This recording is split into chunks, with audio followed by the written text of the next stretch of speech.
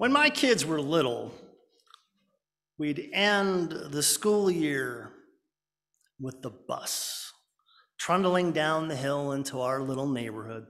All the happy little faces plastered against the slide-down windows. The bus would roll to a stop, and out would pour a flood of kids. Summer officially began at that moment.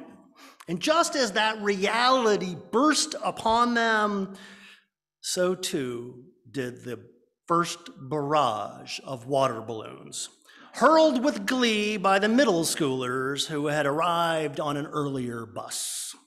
There were screams of surprise and delight. Vows of vengeance would fill the air for the next hour as us parents passed around lemonade and treats, refilled squirt guns, and helped with the hose. It was good times. Back east, the school year lines up a little differently. The school year would start with Labor Day, which may be a bit on the nose for most kids.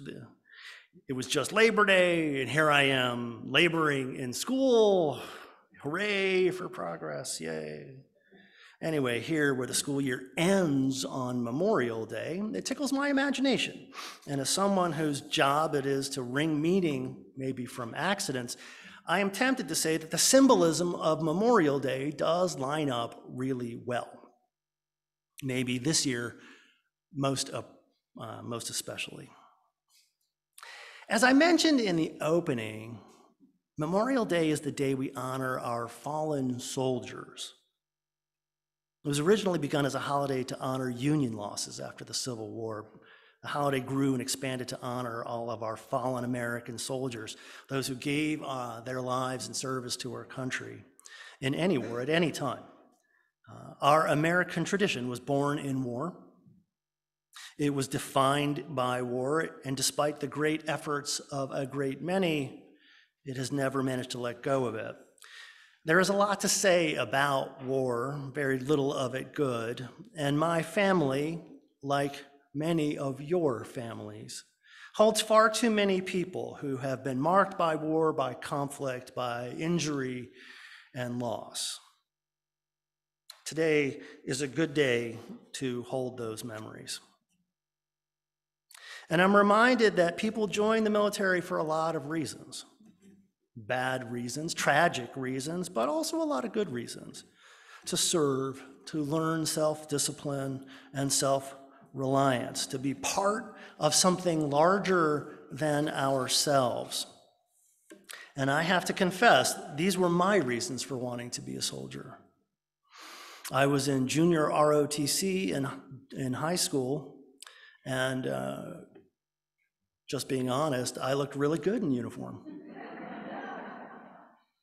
While military service didn't really work out for me, it did for some of my friends and many of my family. And I am grateful for their service.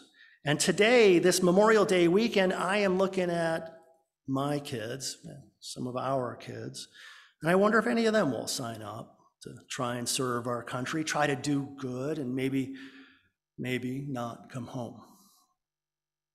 Memorial Day is a day, our day, to remember those that didn't come home. For mourning those now lost, for far too many of whom who were painfully young, with what was hoped to be long and full lives ahead of them, lives that might have been filled with the shrieking and laughter of a water balloon fight on a hot, lazy afternoon, where their own kids were marking the end of another school year. Memorial Day is a good day. It's a hard day, though. It's a day where we as a people, as a nation, are asked to pause and reflect on a simple truth. Our world doesn't have to be this way. It could have been very different. We can reflect on what that means and all of the cynical reasons, the political reasons, the flawed human reasons of how war changed us, why war happens, why soldiers are necessary. But today we don't celebrate for our reasons. We celebrate for theirs, for those who are no longer with us. Memorial Day asks us to acknowledge the sacrifices that have been made, sacrifices made up for whatever reason, made for our nation, our world, and made us what it is, what we are. Imperfect, yes, but hopefully brighter, more expansive, more free. And today, that's what I want to lift up. That Memorial Day isn't just about sacrifice. It's about what that sacrifice was supposed to be for. Not just peace, not just security, not just prosperity, not just power and influence and capital. All of that is certainly in there, yes. But for many of us Americans, the point of war and fighting and service and the military, the point is freedom. Americans are a little peculiar about freedom, that word. Freedom and liberty are words that we are very free with. Liberty, derived from liber, that Latin word for free. It's the root word of liberal. And long ago, it was set in diametric and intractable opposition to the forces of oppression that are fundamental to the inherited rights of kings, oligarchies, plutocracies, and aristocracies. Our history can be told as the March of Freedom. We were a new thing, a new nation brought forth on this continent, conceived in liberty, in bold defiance of a tyrant empire. Our national myths talk about liberating the land, liberating the people, liberating the enslaved, liberating sex and gender, liberating democracy itself. Our history can be seen as the March of Freedom. And it is from the Declaration of Independence and Thomas Paine's Common Sense that we hear the echo of defiance and the fundamental distrust of power, of government, and of anything that might limit our human freedoms. Freedom is the soil we spring from, the air we breathe, the water we swim in, the robe we strut around in, wrapped up like burritos in our red, white, and blue. No matter what side of the debate, what side of the political aisle, all of our leaders throughout our history have that same throaty gusto for that word, that ideal, that great hope. Freedom is our cry. Let freedom ring. America can be a great story. That story is not close to perfect, however.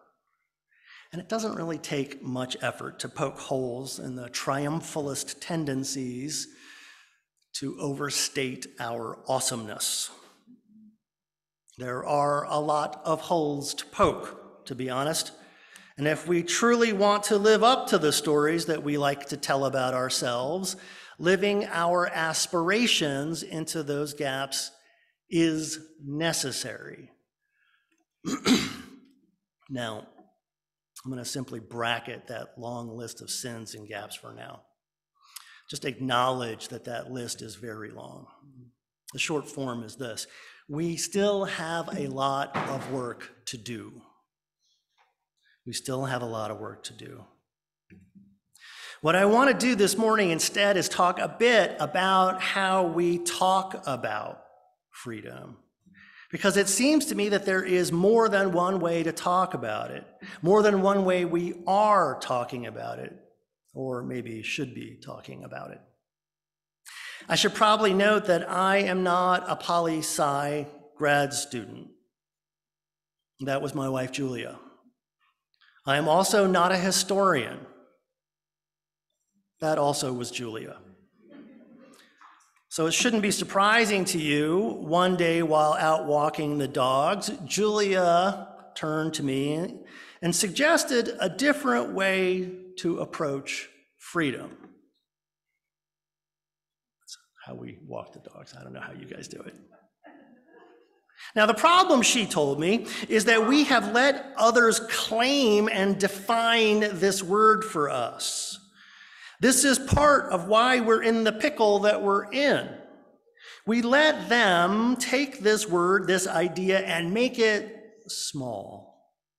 Make it about me and not we. About defending it, not expanding it. About loss and losing it, and not about growth and growing it.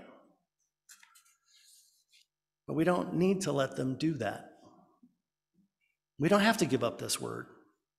And this is how I understand her.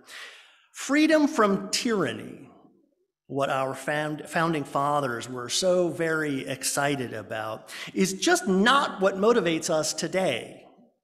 Tyranny today is different. Today, we're not worried about lords and kings and redcoats coming over to our house, telling us what to do and taking our stuff whenever they feel like it. Today, we are threatened by COVID-19, inaccessible healthcare, limited access to abortion, gerrymandering. We are punished systematically for not being straight, white, and cis. We are overwhelmed with homegrown terrorism, fascism, and hate. We are terrified about our kids dying in schools. These are our tyrannies, and there are more, but they are real. They're here, and they are making our 21st century lives ever more nasty, brutish, and short. Why debate masking, universal health care, human rights, the right to vote, the right to love who we want, the right to be who we are, the right to not be shot by an assault rifle? We shouldn't have to debate common sense. The idea that American freedom must be understood only as what was understood by wealthy men back in the 18th century is offensive, both to reason and to the founding fathers. The founding fathers who also believed in revolution, who believed in rational thinking, who believed in the separation of church and state, who believed in change and growth, who believed that a well-regulated militia doesn't murder children,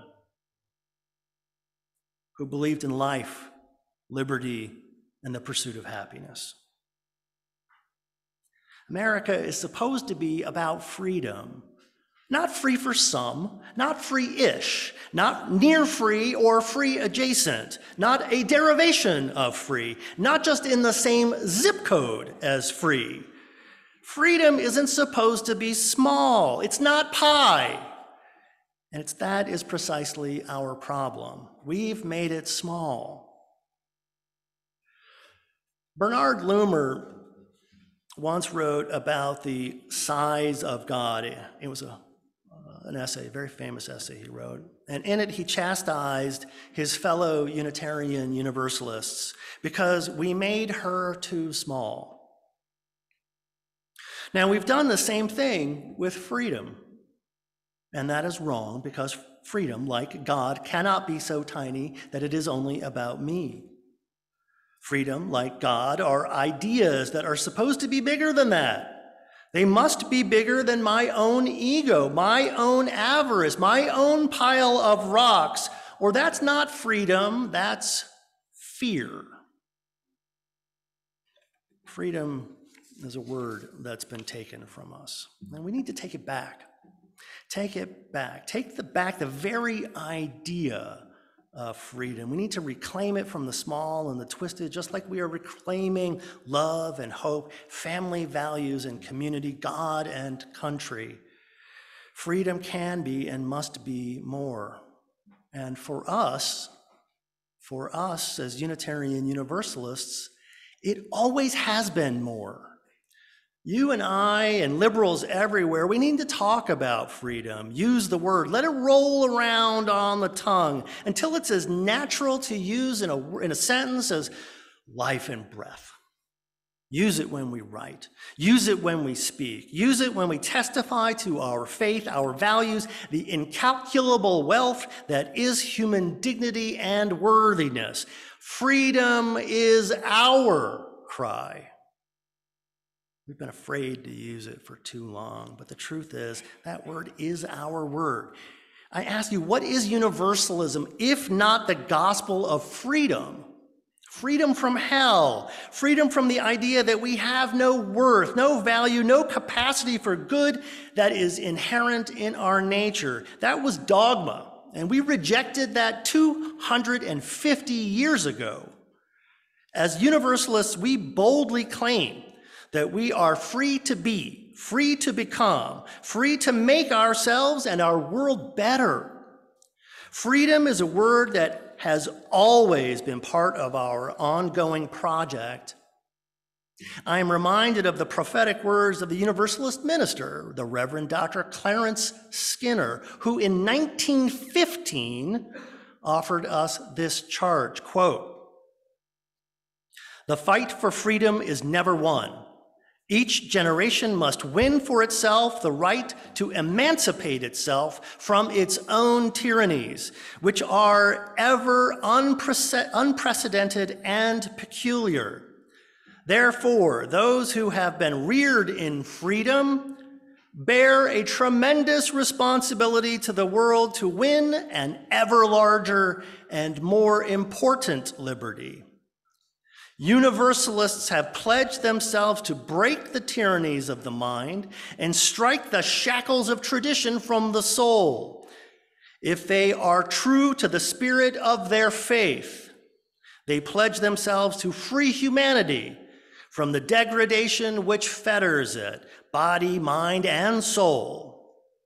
The logic is relentless. The implication is clear. Universalism, by its very genius, is led into the great social maelstrom because it is essentially a battle for freedom of every person." It's good stuff. Today, a century later, we still say things like the book of Revelation is not sealed, that we are part of a living tradition. And by this, we mean only this: human progress is the entire point, the omega point, the wild flourishing of human capacities. That's way out there, yes, but it is rooted here, today, now, in love, in community, and yes, in freedom. We are the people that know that progress is neither guaranteed nor certain. And we are the people that know that across the great arc of human history, human progress has been uneven, intermittent, and even entirely out of reach of far too many. Progress is our aspiration, our hope for reality, not our assessment of reality. When we find gaps, places where we have fallen short, people left behind or ignored, the call of our faith, the call of freedom demands that we respond by drawing and redrawing our circles always wider. This is how freedom lives. And while that future is one we may not achieve, we here, nevertheless, covenant to affirm and promote that vision, that wild belief that human flourishing is not only possible, it is something that we deem just as necessary as it is inevitable to the goals of life itself.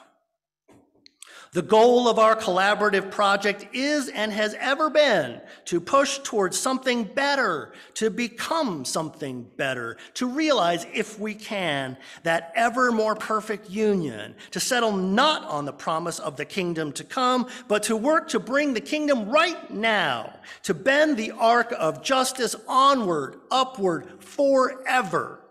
That is what freedom is. That is what freedom demands. And that is what Memorial Day is for. Our good and brave and all too young family, friends, and neighbors gave their lives not for property, not for guns, not for economy, not for the rich, not to freeze some vision of the good and the noble and the just into a bizarre contortion, a caricature of some imagined yesterday, but for this, for us, for our children, for the future, for freedom. Freedom is the road. Flourishing is the goal. And this is what we here today are about. This must be the kingdom. This must be the beloved community. Freedom is our history. Freedom must be our legacy. This is what we are called to bring forth on this continent. We, the flawed and the broken and the assailed and the screwed up and the misdirected and the lied to. We are here because someone else brought us to this moment. And by God Almighty, it is now up to us to carry that work as far as we can carry it. We are here for freedom. It's time to take it back. Amen.